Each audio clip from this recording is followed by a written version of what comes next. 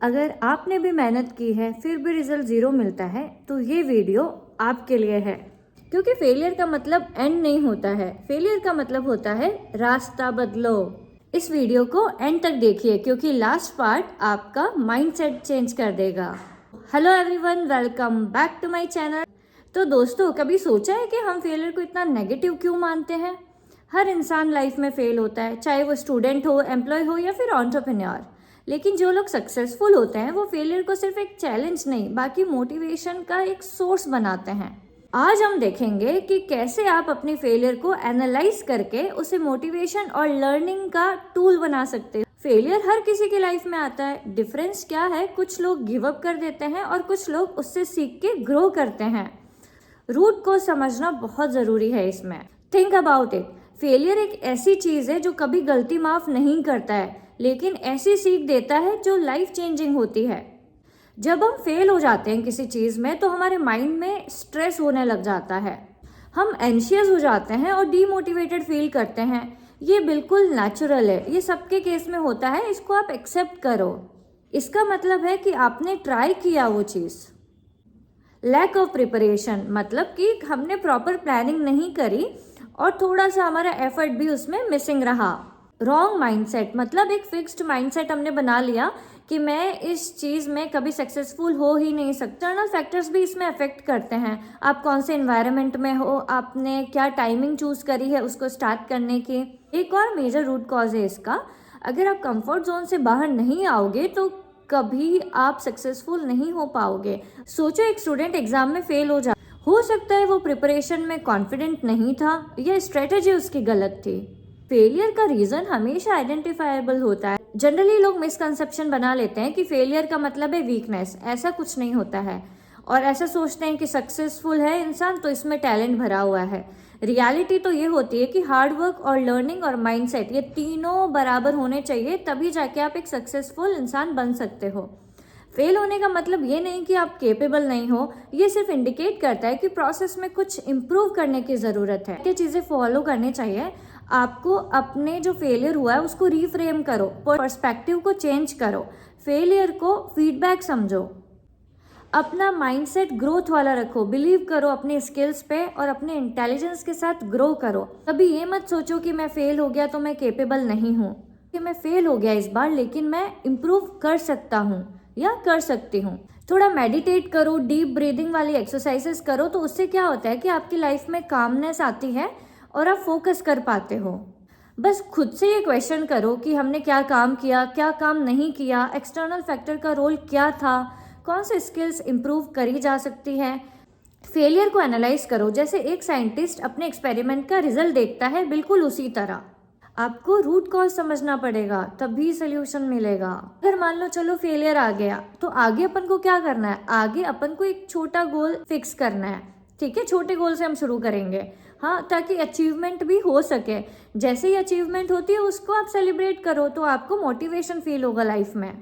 अपने weak areas identify करो। किसी की मेंटरशिप चाहिए तो वो ले लो, किसी का गाइडेंस चाहिए तो वो भी आप ले सकते हो, लेकिन हमें गलती रिपीट नहीं करनी है। हमें पॉजिटिव इन्वायरमेंट में रहना है।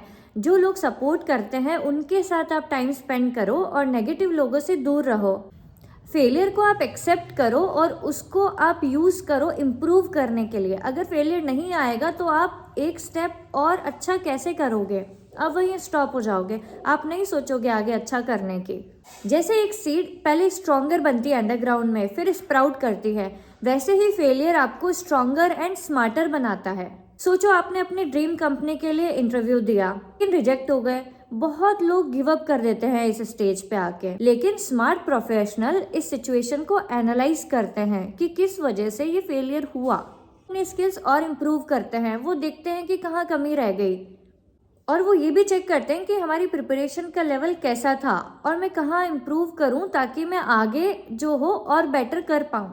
एक इंजीनियर ने 10+ कंपनी में इंटरव्यू दिया, हर जगह रिजेक्ट हुआ, लेकिन 11th कंपनी में जब उनका इंटरव्यू हुआ तो वो पास हो गए। इसका मतलब क्या हुआ कि उन्होंने फेलियर एक्सेप्ट किया और कभी गिव अप नहीं किया। उन्होंने अपनी स्किल्स को एक्सेलरेट किया। जैसे एक स्टूडेंट है, वो यूपीएससी, कैट, ये बैंक एग्जाम में फेल हो सकता है। अगर वो फेल होने के बाद गिव अप कर दे तो प्रोग्रेस होगा ही नहीं, वहीं अटक जाएगा उसका प्रोग्रेस। लेकिन अगर वो फेल होने का रूट कॉज एनालाइज करे, प्रिपरेशन स्ट्रेटेजी चेंज करे, अपने वीक एरियाज पे वर्क करे, टाइम को मैनेज करे और नेक्स्ट अटेम्प्ट में इम्प्रूव करके वापस अगर वो अटेम्प्ट करे एग्जाम का, तो वो सक्सेस जरूर होगा। आपने सुना होगा कि कुछ बिजनेस लोग स्टार्ट करते हैं, एंटरप्रेन्योर्स बिजनेस स्टार्ट करते हैं, लेकिन फेल हो जाते हैं बिजनेस या स्टार्टअप्स। एक स्टार्टअप फेल हो सकता है क्योंकि उन्होंने या तो मार्केट रिसर्च प्रॉपर नहीं किया, या कोई फंडिंग का इशू आ गया, या टीम प्रॉब्लम आ गई, कुछ भी XYZ रीजन हो सकता है। लेकिन सक्सेसफुल फाउंडर जो है वो इसी चीज से लर्न करते हैं कि मार्केट में डिमांड सही नहीं थी क्या, प्राइसिंग गलत मैंने रखी थी, या फिर मार्केट प्लान ही वीक था मेरा। जो आज आप देखते हो कि बहुत बड़े एंटरप्रेन्योर्स हैं, वो भी तो कभी फेल हुए थे, तब जाके उनका बिजनेस अब सेट हुआ है।